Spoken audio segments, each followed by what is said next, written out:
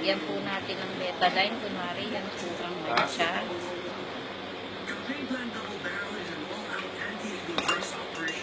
Kunwari, yan po ang mancha. Lagyan natin ng konting.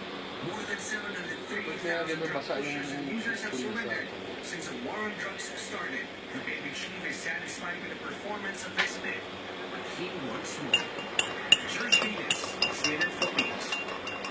Police intensify their crackdown on celebrities linked to the illegal drug trade. Naman natin kung ito ay natural. Krista Miller and her companion Aaron Medina. The police confiscated drug paraphernalia and blocked money. Ang ating Milton and Leopold tagged Miller as Atomy Fabric Detergent. They're all facing drug charges. The cases of Miller and Medina are not available. They face charges of conspiracy to sell illegal drugs.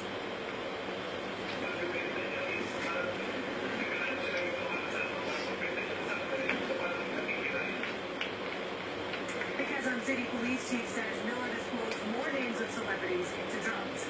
He appeals that they turn themselves in before they're caught.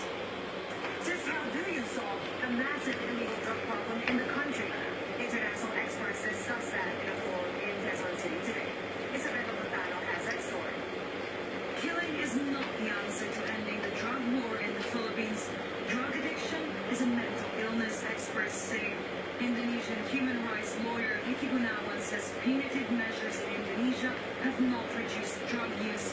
Gunawan also says the root cause of the problem is inequality and the lack of access to health services. Meanwhile, the DOH says it's working to address the rehabilitation part of the problem. The agency is asking for 3 billion pesos for drug rehabilitation alone. So, ibig sabihin po, natural ang ating Atomy Fabric Detergent. If they have drug addictions, then treat them with preventive treatment. That's how we deal with drug problem. They are training and hiring doctors, building halfway